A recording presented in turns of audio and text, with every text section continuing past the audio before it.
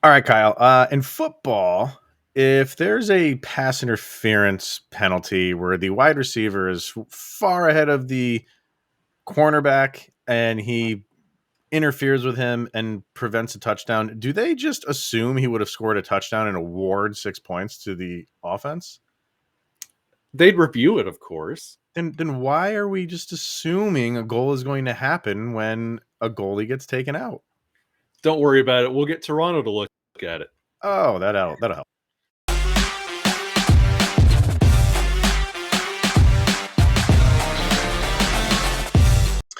What's going on, everybody? Welcome to the Locked On Avalanche podcast, part of the Locked On Podcast Network, your team every day. I am your host, Chris Maselli, and joining me, as always, is Shaggy Von Doom himself, Mr. Kyle Sullivan. Thank you for making this your first listen of the day. It is always appreciated. Kyle, crazy game against Ottawa. That makes two nuts games against Ottawa. Entertaining yet frustrating, especially this one. We will discuss that. We will get into specifically injuries when it comes to the Avalanche and why it is.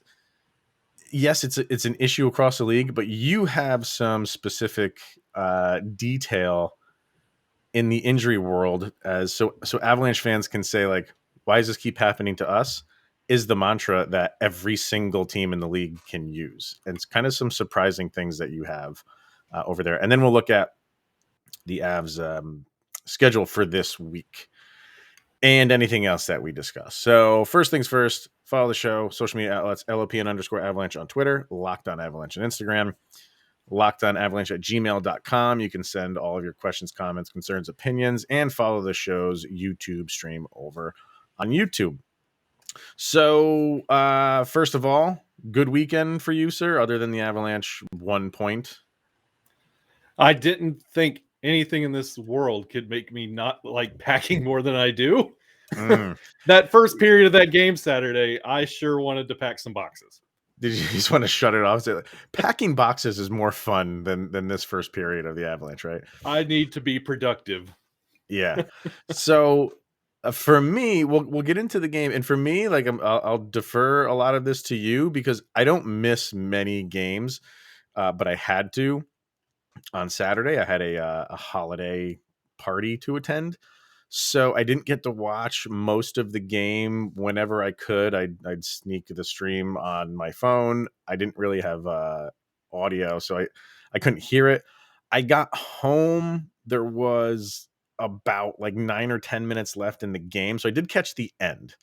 And believe it or not, I did turn it on at the party I was at when the crashing into the goalie goal happened. I actually had it turned on when that happened, but I didn't have the audio on, so I couldn't hear exactly what they were saying. We'll get to all of it, but you watched it in full. We were texting each other, and I was getting some frustrating vibes from you in the beginning stages of this. Yeah, that first period especially. It was some of the worst defense I've seen the Avalanche play all year. And it was just amplified by the fact that like we resorted to puck chasing, which is something that you don't see the Avalanche do. And that's one of those things that when you lack that cohesion and you don't feel it, you feel like everybody has to contribute. And there were so many times that there was puck chasing, sloppy passes, which inevitably ended up biting us in the end. But the sloppy passes, the puck chasing, Abakubal, he was next level. I don't know what was going on with him. He was an absolute workhorse. Peter McNabb referred to him as like the new Matt Nieto, and that was so dead on with that analysis. And it just was amplified with his play throughout the first and middle second period. He was just all over the place. It felt like he never took a shift off. So that was the one shining moment. But that first period and probably the first 10 minutes of the second period, it was very rough to watch. And you picked a good game to not watch. Yeah, right. To not see most of it. And you heard right before the game started, again, a laundry list of injuries for the Avs. Obviously, Kemper was already going to be not playing this game. We had assumed. I think Bednar said with him it could be day to day or it could be week to week. He really don't know what's going on with him, but we didn't think he was going to play. And then you heard that Byram was still going to be out, and Makar was going to be out, and Kadri was going to be out. And you're like, the list keeps growing. And those two specifically, Makar and Nazem Kadri, you didn't see anything in the previous game to lead to questioning why they would be out. But those are huge names to be missing. And you can't make excuses or anything because the Avs have dealt with this for so long, just like a lot of teams have, which we'll get into. And then you're thinking, all right, well, they're playing Ottawa, who, they shouldn't struggle with too much, but they did just play them in a very good game. And Ottawa's coming off a very good win against Carolina in Carolina. You still, even though you're down those guys, like, yeah, that sucks. Like, let's call it what it is. Having those guys definitely helps. But from the defensive lapses, Makar and Byram not being there just seemed like it was screaming, okay, our depth on the defensive end is not where it should be. Maybe on the forwards we're okay because we can slot people in and we can still manage to score goals. But man, when we're down our top guys, it's going to hurt, and it makes sense. It makes sense. And you go into that game knowing those injuries of key players on that defense, and like Nazem Kadri is hot right now, like he's incredible. Right. And knowing those are out, and then to open the scoring like 2 minutes into that first period with Darren Helm, you're like, okay, so this is how the game's going to go. And then it just got ugly from there. It was like back and forth. Brady Tkachuk just doing not really Brady Tkachuk things. And then Stützle later got into the mix. Then you really started feeling the absence of Cale Makar. And just kind of the way he operates on that blue line, you really started feeling it. And it was back and forth for a little while. And then it got crazy. Call came in with the goal. And then between Stützle, Norris, Newhook finally injected some energy back into the team. But what a move, man! I'm telling you what, that shifted the momentum. But Ottawa was absolutely embarrassing us up until that point. And the thing that you have to discuss now is the goalie situation with Jonas Johansson, and this is what you're going to get from your third string goalie. You're going to get glimpses of good moments, and then you're going to get subpar efforts. And this was another one. This one they took him out, and Justus Annunen came in, and I think did pretty well from what I saw. Seemed like he was doing okay. Seemed like he was very. Hey, so there's my cat. Look at my cat going crazy on my. She's gonna pull that thing down. Hey, Cece, get over here. Leave that thing alone. Look at all right. She wants to be pet. Ottawa fan. Yeah, doesn't want the foot hanging up. So it's probably coming down by the end of the show. I can guarantee because he's not gonna let that go. So yeah, like Annunen came in, and from what I saw, seemed very just calm. Very calm, cool, collected, moving left to right, like with ease. I'm not saying this guy needs to take over for Johansson, but to be thrown into that mix, not too bad. Not too bad from a small sample size. No, he let in one early and then built off that and was very calm, composed in the net. And then, of course, I mean, it's his first NHL game, and he gets thrown into a NHL overtime with 3-on-3. And that's built on. I know, right? It's built on the breakout. So I felt bad for him being in that position in the first place, but you can use it as a learning, like a learning moment, and he could build off that. Their captain going full bore at you in overtime, nobody around. I pretty much just stood up and like, yep. When he got to center ice, I'm like, this is probably over. And that's asking way too much of someone in his position to stop that shot. Yeah, and it back to like talking about JoJo and the first period when JoJo starts taking those saves where he's not really utilizing the glove and he's catching everything on his body. Mm. and then it just lets it drop, and then he's looking around. It's hard to get confidence if your goalie's not confident in his saves. Mm. He did that the other night against Toronto, where he would like make a save and then just kind of drop it, and then he would be looking behind him, didn't know if he actually saved it, and Yeah. that's worrisome if you're a decor without Cale Makar, and then you're trying to adjust to that and adjust to your goalie adjusting. So that was just weird the whole night. And when Eustace came in, he looked solid. So I Yeah. don't know if that was a lot because of the play of JoJo earlier in the game that made him stand out a little bit more, but everybody keep that name close to you. Eustace Annunen is going to be a stud when he gets fully developed. I mean, it remains to be seen, but I think the Avs have high hopes for him. That's definitely sure. So, Yeah. the goal that was allowed, it's one of those things where Avalanche fans like if that happened to us, they wouldn't have allowed it. I guess by the letter of the rule, I don't even want to say they got it right because I get the rule goes something to the effect of if your own player, if your own teammate pushes an opposing player into the goalie and then the puck does what it does, cross the line afterwards, that's a goal. I'm not so sure that's what happened. People are just assuming that Johnson pushed Stützle into Johansson. I don't think that's the case. I think they made equal contact and both kind of went into the goal. I don't and number one, why can't that happen? That's a hockey play. Yeah. It's a hockey play that of going into the call a penalty for goalie interference if you want to, or it couldn't even be goalie interference if it's on your own goalie, but you could call hooking, you could call holding, you could call anything else.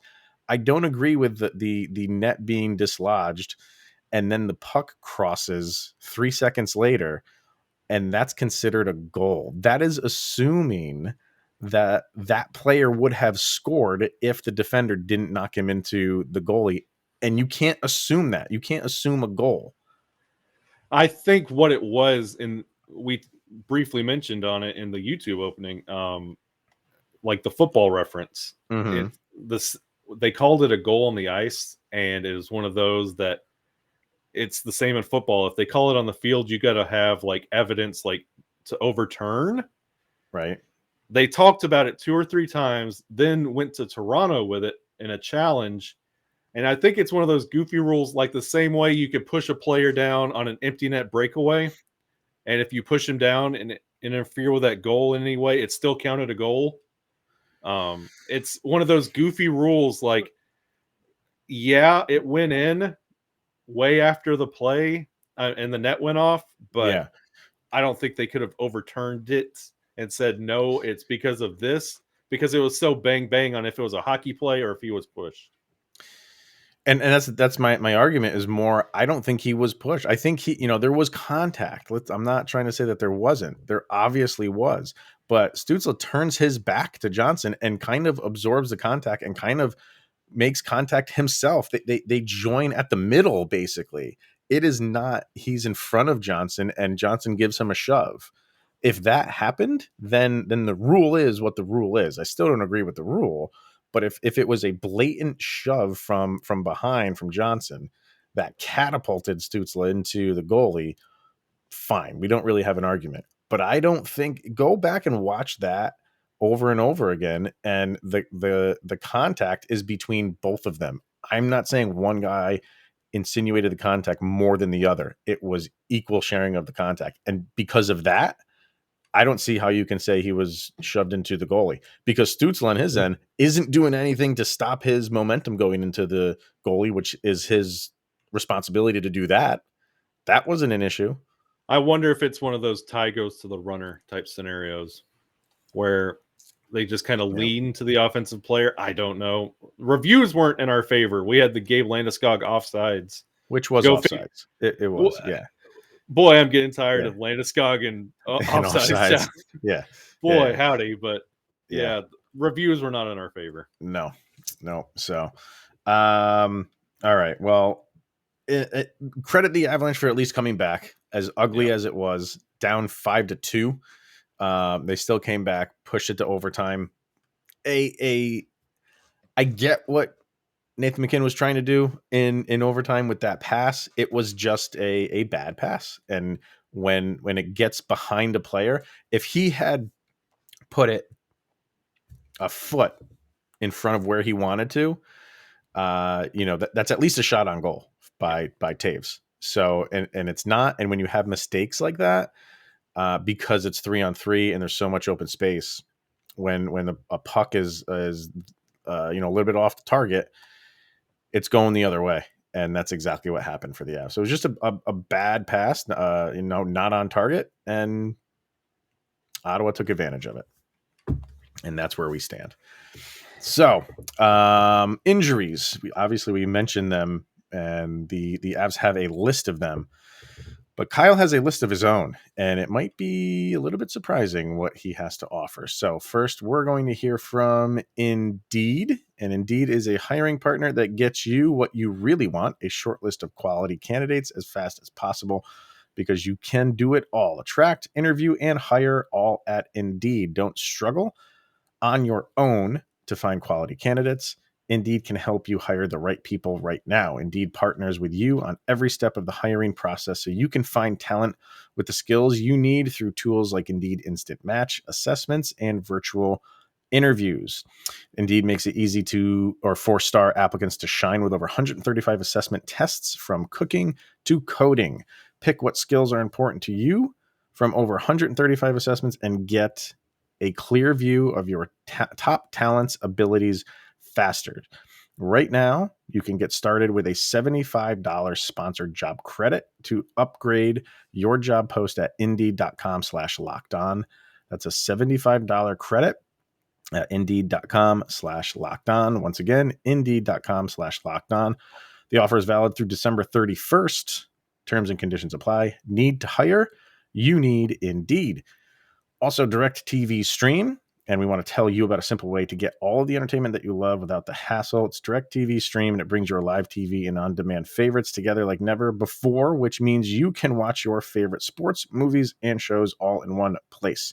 The best part is there's no annual contract, so stop waiting and get your TV together with Direct TV Stream, and you can learn more at directtv.com. So again, that website is directtv.com to learn more about Direct TV Stream. Injuries and the Avalanche seem to be synonymous, and that's that's just a fact. But it's true for every team. And I think a lot of Avalanche fans want to assume or feel like the Avs get the injury bug more than other teams. It's not necessarily the case. I mean, they do. They get a lot of injuries. But when it comes to games missed, I think last year they were up there. I remember seeing a graphic towards the end of the year. It was a game on NBC, and they were top 5 for sure. I'm almost positive in games missed. And this year, us Avalanche fans feel like we're going through this again, and there's been maybe one game where they've been 100% healthy. So because of that, we feel like the hockey gods are not looking down upon the Avalanche. But you have some info to say, like, let's, not slow down on the Avalanche are always injured, but it's rather surprising where they stand in list of games missed, correct? That is correct. Okay. This is coming off a question that was posed by GB40 on Instagram. We were talking about the Bowen Byram injury, and James, he asked about, like, why does it feel like the Avalanche are the only ones that are having to go through this? Mm-hmm. Well, it's easy to feel that way. I understand. Trust me. Every night when you turn on an Avalanche game and you hear about who's not playing, you feel like you're the only team. But that's the advantage that we get now in 2021, where you can just tune into the altitude broadcast, or you can listen to the game, just the Avalanche. And that's all who you got to worry about. Mm-hmm. We are not hurting compared to the rest of the teams in the league. Okay. The top 5 of the teams right now Of Now we'll go because we talked about this before we recorded, and I was trying to guess who was top five, and I threw out 4 or 5 teams, and only one team. The first team that I threw out was number 2, who I thought was easily number 1, and then I threw out a couple more, and none of the teams that I mentioned were even in the top 5. So why don't you go from 5 to 1? So who's at number 5? and this is to clarify this metric. This is the top 5 games lost, like man games lost. If your man has missed a game, this is the cumulative hours lost for those players. Number Okay. 5 is the Philly Flyers. Really? Okay. All right. Number Keep 4 going. is your Arizona Coyotes. Really? Okay. Number 3 is your LA Kings, who just activated Clint Yeah, Byfield. that's true. Okay. Yeah. Number 2 is your Vegas Golden Knights. Yeah. That's the one that I guessed. I thought Vegas was head and shoulders above everybody else. And number 1, who can actually complain about this injury metric because they're on every list that I was working on today, the Yeah. Montreal Canadiens. Wow. See, and the team the only team that I thought was above, well, after you said Vegas was number 2, I threw out the Islanders, Yeah. and I talked to Gil a lot, who hosts Locked On Islanders, and I was asking him, like, dude, what's going on with them this year? And he's like, injuries are killing us. So, not that I watch Islanders all the time, but it made sense. They're not even in the top 5. And And did you notice who else you didn't hear in the top 5?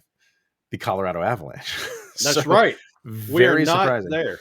If you're taking like the current right now roster, with the most injured players on the roster, Montreal has 10. Buffalo comes in second at with 9 players injured. This is Tied as it. of today, like we're the recording Monday night. So Yes. this is okay. Go ahead. So you have Montreal with 10 players Yep. hurt right now. Buffalo Okay. with 9. Edmonton 8. Colorado Really? with 8. Okay. Florida with 7 and Philly with 7. So right now is maybe one of the worst points of the season for the Avalanche in terms of games missed, because they have 8 guys out right now. Mm-hmm. Man. And that's going with they consider Francouz as part of this because he's not with the active roster, so they consider that a lost game. So it does feel like every night we're losing someone, but I mean there is not all 32 teams have someone on who's injured. Right. The team with the least is Winnipeg. They only have 1 player hurt. Really? Wow. I would love that. I want to know what that feels like. It's got to be incredible. Yeah, that's gonna be a great feeling. So where are the Avalanche then on this the list right now? They didn't make the top 5. They didn't make the top 5. They are rounding out currently at number 8. Okay, so they're still top 10. But yeah, but I mean that speaks volumes to all teams go through this, and it's not minimizing it. We don't want to make it seem like that the injuries the Avalanche have don't play a part. Of course they play a part. But man, like, we're on social media a lot, and it's true. Like the Avalanche, they're always getting injured. They always have injury bugs. Like it is a legit gripe, a legit concern. But they're nowhere near the top of what other teams are going through right now. And those teams you listed, so Montreal is number 1. They're playing poorly this year. Vegas is number 2. They're holding their head above water, doing a very good job of it. Number 3 was who? The Kings. The Kings, and they're doing okay. What have they done recently? Have they faltered a little bit? Let me bring up their. They are who we thought they were. Are they? Are they starting to fall? Yeah, they're starting to fall back a little bit. So they lost two. So that's hurt them a little bit. Number 4 was Arizona. Okay, that is what it is. And number 5, Philly, who we face coming up. There you go. So that is a matchup between 2 hurt rosters. And we're not minimizing the injury impact on the Avalanche. Right. But a lot of other teams are experiencing what we experience. It's a little bit more personal to us because we know every member of all four lines and every player on the defense and our backup goalies. We know everyone that's coming in and out. So it's a little bit more personal to us. Yeah. So it feels like it's on a greater scale, Right. but this is par for the course when it comes to the Yeah. NHL. I mean, and Avs are in the top 10. They're Mhm. not like 23 or 24. It's not like we're saying like Avalanche fans, you can't, they're all the way at the bottom of the standings. Teams have it much worse than we do. It's relevant, Mhm. but there's teams that are dealing with it more than we are. And the Flyers lost, like I say, recording this on Monday, 7-1 against the Lightning for their 7th loss in a row. So not only are we going up against a team that has lost 7 in a row, they played Monday or they played Sunday. No, wait, yeah. They played Sunday night, Sunday afternoon, and now they're playing Monday. So they're playing a back-to-back against a team who's lost 7 in a row. You have to come out and take control of this game. You Yeah. have to. Everything that the goalie situation is what it is. You can't. You have to play with what you're playing. You have to play the cards you're dealt. Mhm. And that goes from the forwards to the defense to the goalies. And right now, the goalie situation is not the best. But you are going up against a team where that shouldn't matter. 7 in a row lost. They're playing back-to-back games. Scott, this is you need to control this game. This cannot be a 3-2. You get a goal with 3 minutes left in the game to take a lead. You can't be, because Avs No. fans are getting a little bit frustrated. Yeah, So and standings matter, and where we're at right now is where we really need to start capitalizing and building on where we are, or it's going to be a tall hill to climb the rest of the way. yeah, I mean, because we'll get into it. Let's talk about the standings and the week ahead. But first, we're going to hear from our good friends at Built Bar this holiday season. Grab the protein bar that tastes like a candy bar, or even better than a candy bar. It's Built Bar, filled with so much holiday goodness, rich with decadent flavor, covered in chocolate, but amazingly low in calories, sugar, net carbs, and fat, yet high in protein. You get the best of both worlds, delicious and healthy. Built Bar gives you that extra fuel you need to bust down those mall doors and battle all the holiday shoppers. Are we choosing violence here at Built Bar? Yes. Yeah. Bust down those holiday. You can't bust down holiday doors unless you have Built Bar fueling you through it. I love it. And because it's the season of peace, we are going to promote peace and love. Don't bring up your favorite Built Bar flavor to family parties, because people are passionate about their favorite flavor. And you have yours, Kyle? Oh, it's definitely. Which, I like the mint. That's yes, that's really been. the I mint really is like mint. delicious. So go to builtbar.com right now. Use the promo code LOCKED15 and get 15% off of your order. That's 15% off with LOCKED15 at builtbar.com. Also, betonline.ag has you covered for all the seasons of prop bets, odds, and lines more than ever before as the football season continues the march towards the playoffs. BetOnline remains your number one spot for all the sports action this season. Head to our new updated desktop and mobile device websites and sign up today to receive a 50% welcome bonus on your first deposit. Just use the promo code Locked On to receive your bonus from basketball, football, the NHL, boxing, and UFC, right to your favorite Vegas casino games. Don't wait to take advantage of all the amazing offers available for the 2021 season. BetOnline is the fastest and easiest way to bet on all of your favorite sports. It's where the game starts at betonline.ag. All right. So this week, we were talking about the standings. And as far as the Avs go in the standings, 12, 7, and 2. So they're 26 points right now is good for fourth. We're tied for fourth, and they're tied with Dallas and Winnipeg with 26 points. They have the same amount of games played as Dallas, but they have 2 games in hand against Winnipeg. They have 3 games in hand against Nashville, who was 1 point above them, as well as 3 points in hand, or 3 games in hand against St. Louis, who is 2 points above them.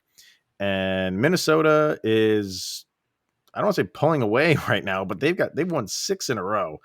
They look good. They're with 24 games played, sitting at 35 points. So forget about Minnesota. You like you said, you are a win and a St. Louis loss away from being second in the division.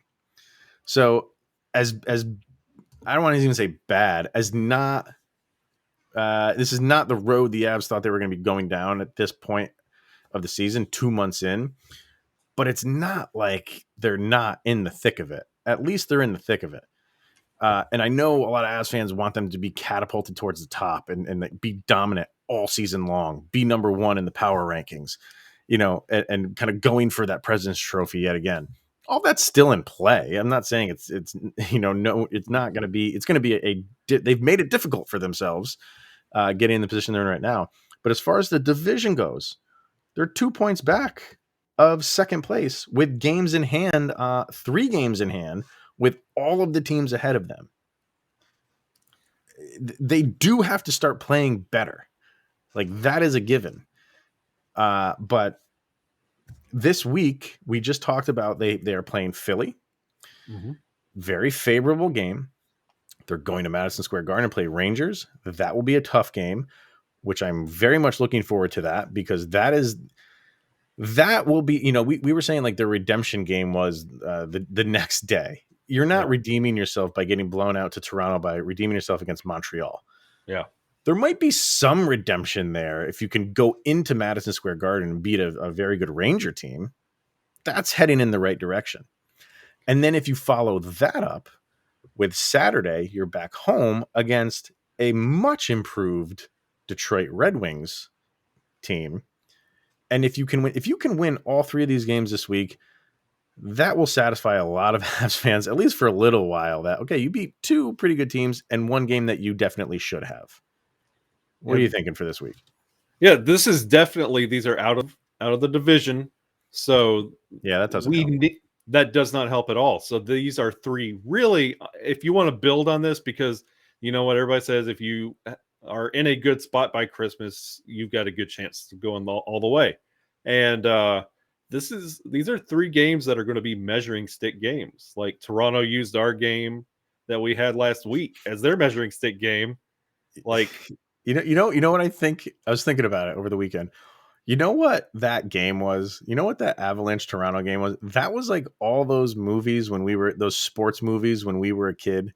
Like you go up against like Little Giants. Like, you go up against the awesome like Dallas Cowboys that just does everything right. They're militant, and you face them once and get blown out.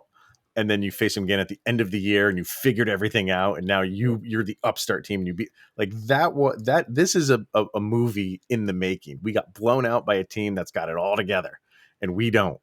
And you're looking forward to them to the end of the year when hopefully the tables have turned. So that's all I thought about over the weekend was this is Mighty Ducks. This is the Mighty Ducks right now.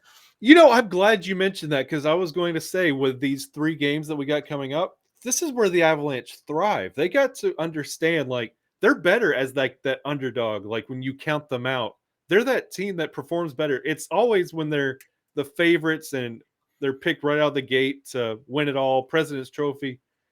The light gets a little bright for them at the top, but they are known to perform when they're underdogs, and they're going to be an underdog in that Ranger game. And these are Philly and Detroit would love to prove themselves against Colorado. And you kind of go in there with that underdog mentality. I mean, that's what Nathan MacKinnon thrives on, is that underdog mentality where he's got to prove himself. And what better way to prove yourself, Nathan MacKinnon, than against Philly? In Philly, go out there and have a Nathan MacKinnon night. Yeah. Light the lamp. Like, he's got 1 goal on the year. This would be a beautiful opportunity to get that train rolling and get back to that scrappy Nate dog that we all know and love. And follow that up with going into the world's most famous arena. Like, that is a place where that brings out the best in people. And you see it in basketball all the time. Like, Michael Jordan loved playing in MSG. Like, it's a big stage, and the Rangers they're hot. They've won 6 in a row. 16-4-3 on the season are the Rangers, and they have 35 points. And we're talking about, the Maple Leafs have it together. The Maple Leafs with 36 points. So they have one more point than the Rangers, but the Rangers have 2 games in hand against the Maple Leafs. So there it is. There's your redemption game on Wednesday. It hasn't been anything so far. Like, yeah, you only got a point against Ottawa. You were down a lot of guys. I'll forgive that.